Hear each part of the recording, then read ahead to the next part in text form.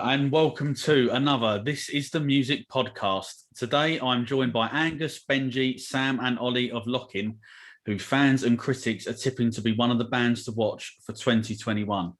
A sentiment that we here at This is the Music HQ totally agree with. Thanks for coming on, guys. Can you tell us a bit about the band and your sound? So Lockin are a 5-piece indie pop rock, whatever you want us to be, indie band, and so our sound typically comes from loads of different areas, really, because we all sort of take inspiration from lots of different areas, but quite a funky sort of disco indie sound, with some nice thick melodies with catchy lyrics is like how I'd like to describe it. Cool. Anyone else there? Has that pretty much hit the nail on the head? Or yeah, I was just going to say, I think individually we've all got quite unique music tastes, so I think it sort of comes together quite nicely, which gives us quite a sort of unique sound. That's what I'd say. Cool, brilliant. Okay, so sort of growing up, what were your earliest musical memories?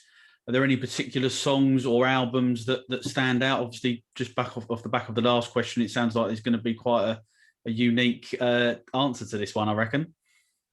For me, my dad was and still is a massive fan of Paul Weller, so it was listening Great to choice.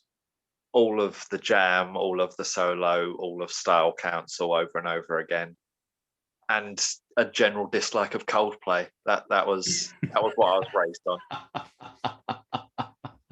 Yeah, it's hard to disagree with the Coldplay hate there. Ollie, what about you? Is there any sort of musical memories for you growing up? Yeah, so I love Coldplay. I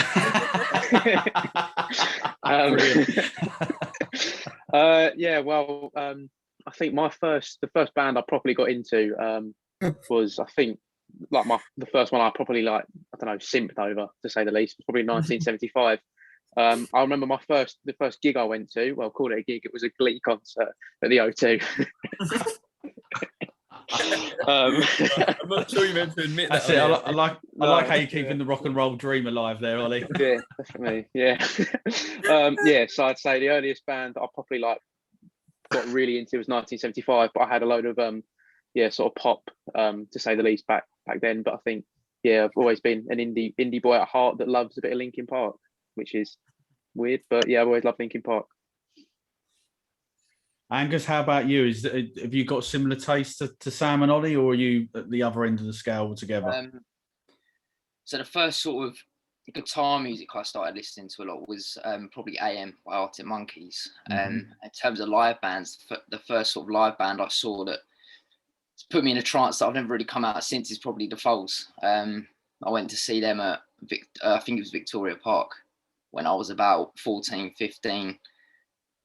Wow, amazing. That's probably my earliest sort of memories, certainly of guitar music, that I can think of.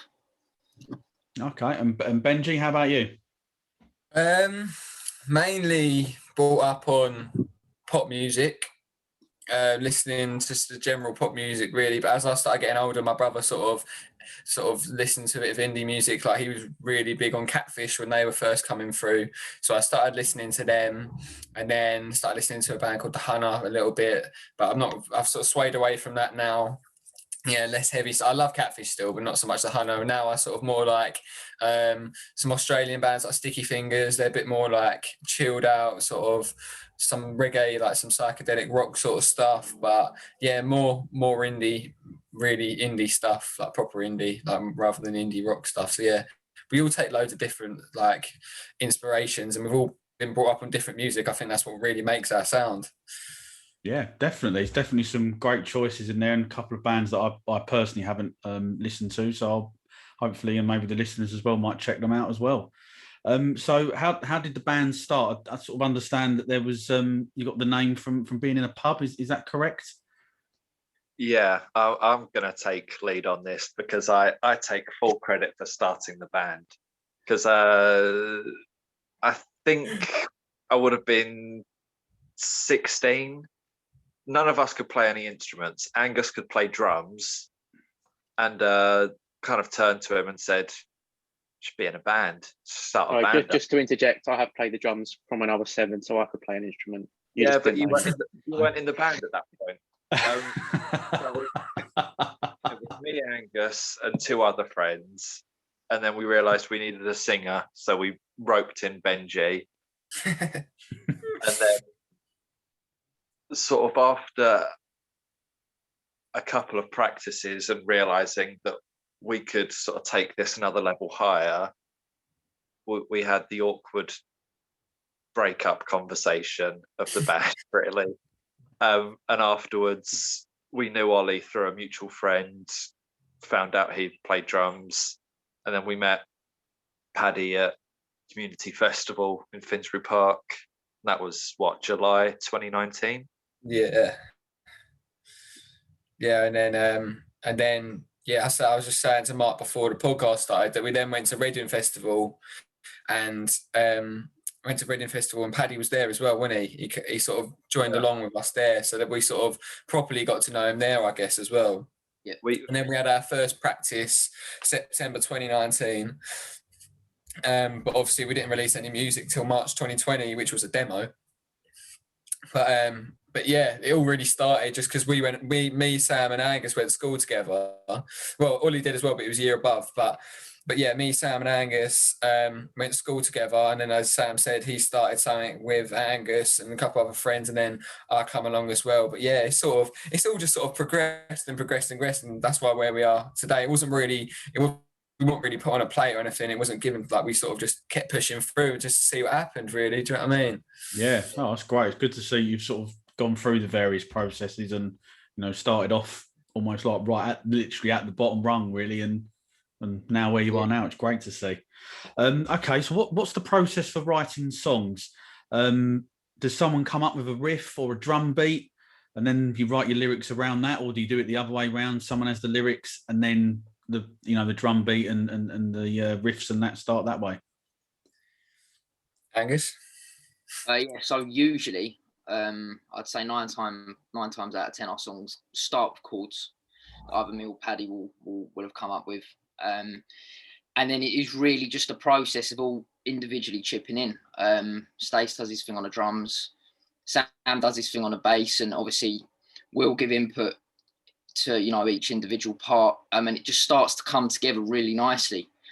And I think it's a process that we don't really think too much about. It's quite it just flows and happens. But yeah, 9 times out of 10 it will usually start with the chords, and then obviously everyone just sort of individually does their thing over the top. Oh, okay, brilliant. Yeah.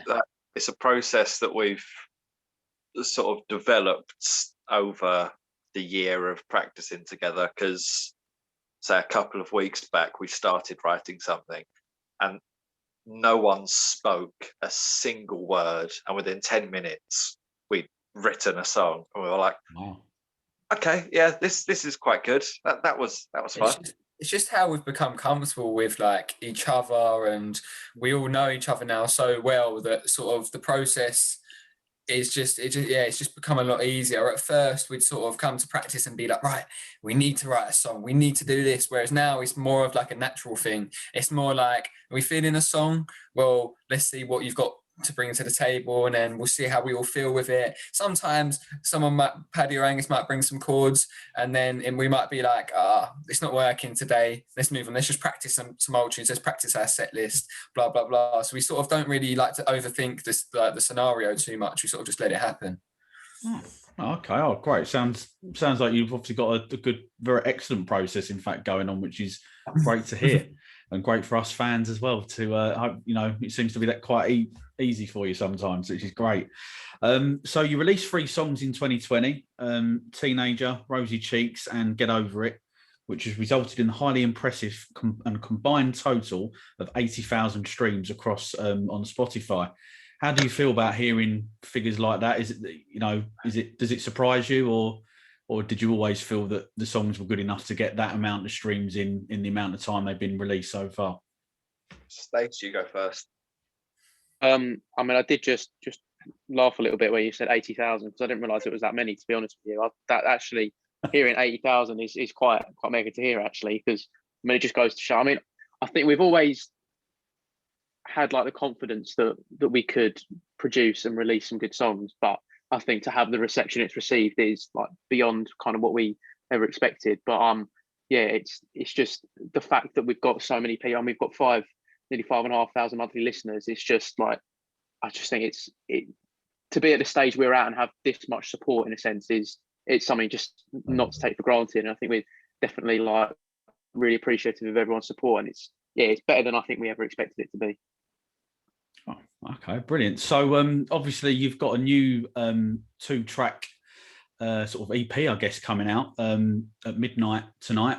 That's Thursday.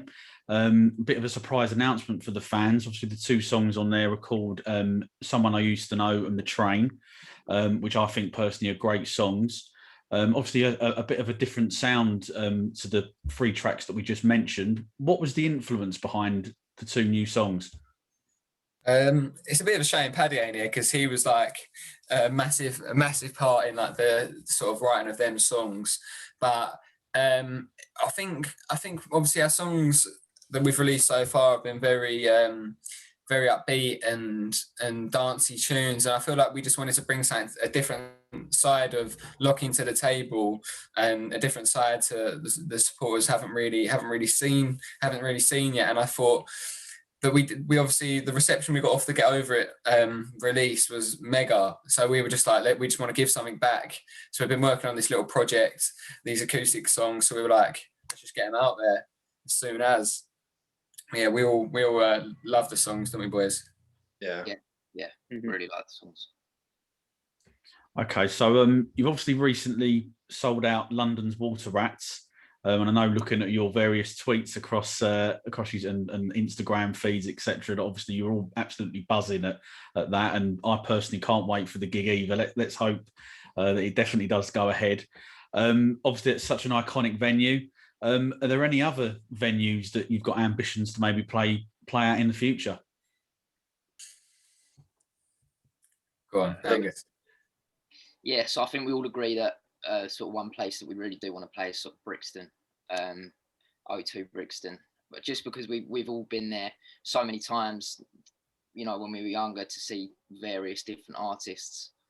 And then on a personal note, I'd love to play Ali Pali as well. I saw the Foals there a few years ago, and it's such a good venue.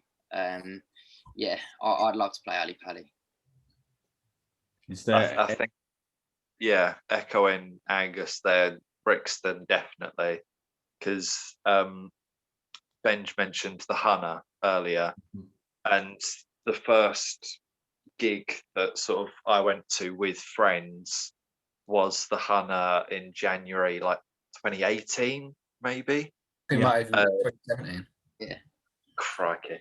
And yeah, I remember they were playing She's Casual, and the singer was like, oh, when we were like 15, we were in the crowd, and I turned to the guitarist and I said, I want to be in a band, and now we're here. I turned to Bench and I was like, I want to be in a band.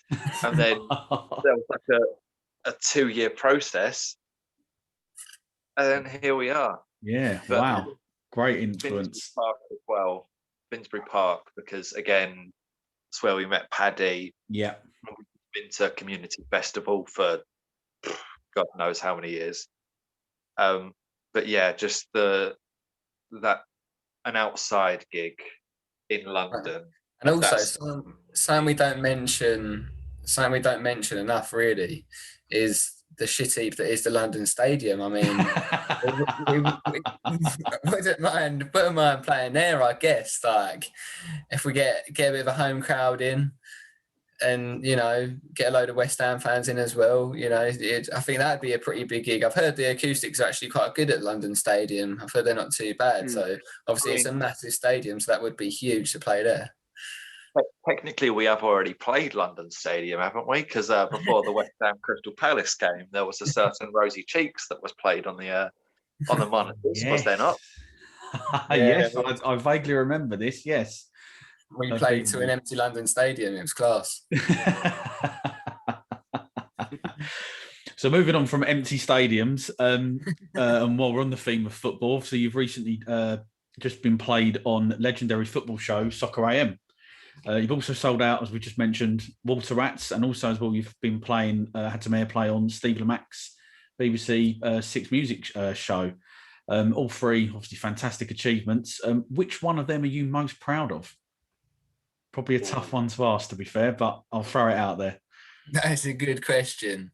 I think we should say personally. Personally, for me, I think selling out the Water Rats for me, because I feel like it's a physical thing that people have had to people have bought the tickets, and it's their conscious decision to come and see us. And I think as a band that's sort of worked really hard over the last few years to sort of get to where we are, and I think that is just a massive achievement for us. Go on, Sam, you say what your favourite.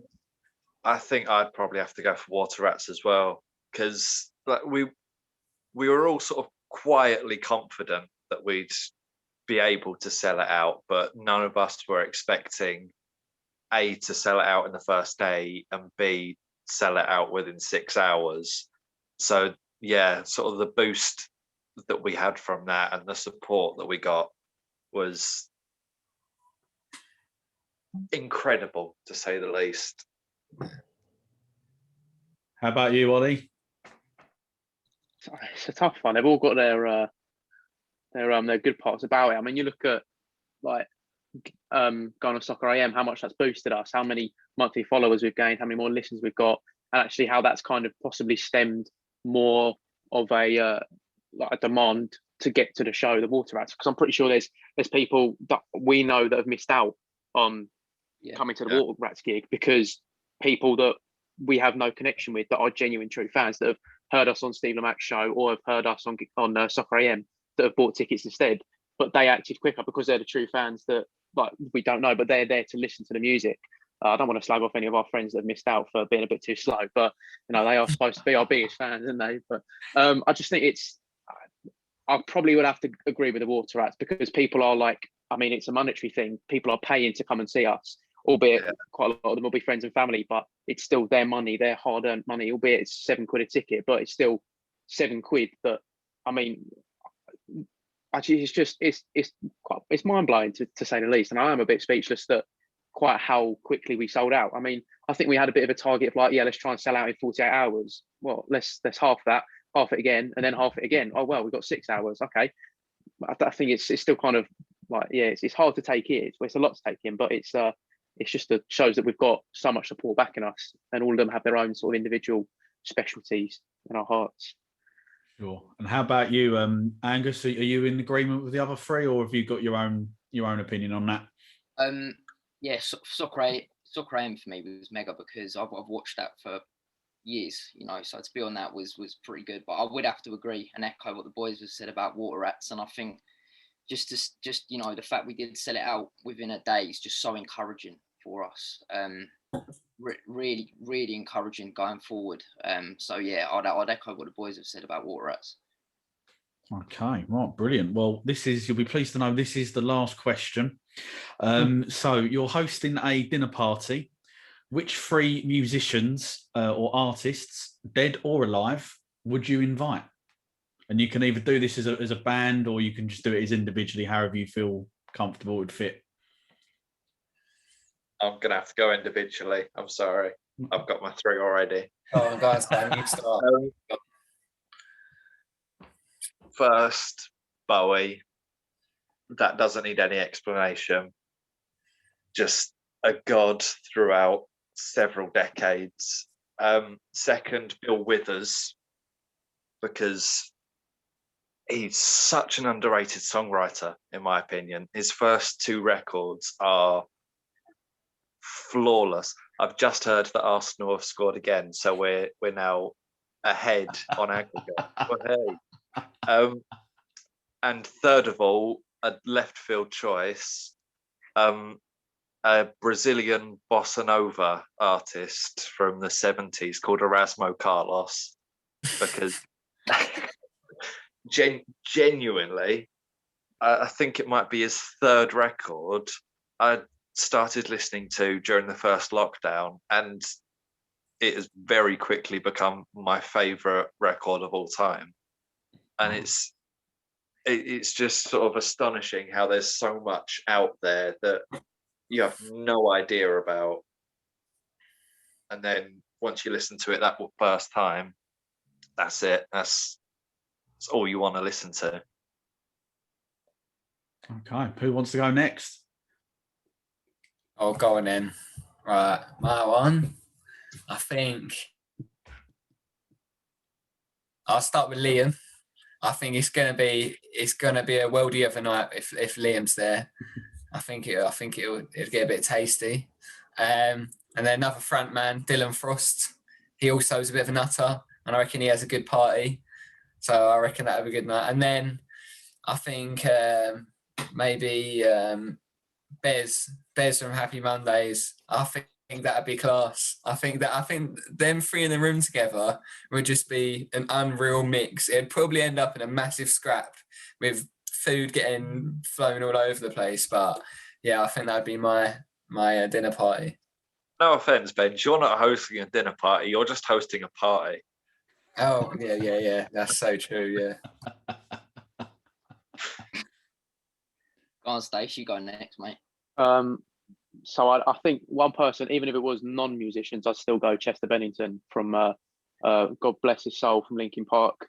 I just think he's honestly one of my he's an idol of mine just because he's got, seeing as Linkin Park so heavy, he's got like completely contrasting voice, and I just think every time I listen to Linkin Park, he's one of the reasons I love Linkin Park. He'd be there.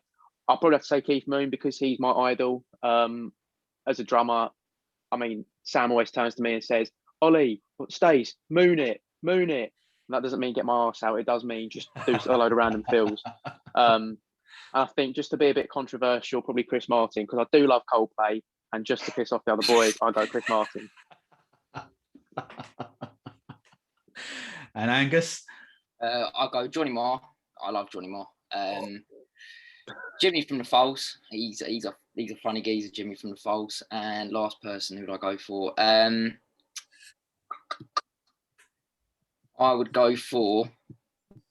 I'll probably go for Liam as well. But it certainly wouldn't be boring with Liam at the dinner table. Yeah, so those would be my three. Oh, excellent! A great choices there, and I love all the different reasons as well why you're all inviting them there. Let's hope that one day in the future that does happen. Okay, so before we go, can you just tell the listeners where they can stream and download your music and follow you on the socials? Shall I go for this one? Yeah, go on. So you can find us on Instagram, lockin_band, Spotify, Apple Music, YouTube, SoundCloud, whatever. Just lock-in. Twitter, lockin_band. Twitter as well, lockin_band. Face, all of it. We got all of it. You'll find us. Lock-in. Yeah, thanks for having us, Mark. Really enjoyed this. Been really appreciate good. Thanks for your constant support as well on Twitter and getting things for the gig. Really appreciate it, mate. Oh, that's okay. Not a problem at all. Thank you very much for coming on. I've really enjoyed it. It's been really, really good fun. So, thanks again, and can't wait for the Water Rats gig. It's going to be huge. We'll have to get you a pint, mate. I won't say no. Okay, so brilliant. So that is the end of the podcast. Massive thank you to Angus, Benji, Sam, and Ollie from Lockin for joining me. I hope you've all enjoyed listening, and hope to see you all again soon. Thank you very much.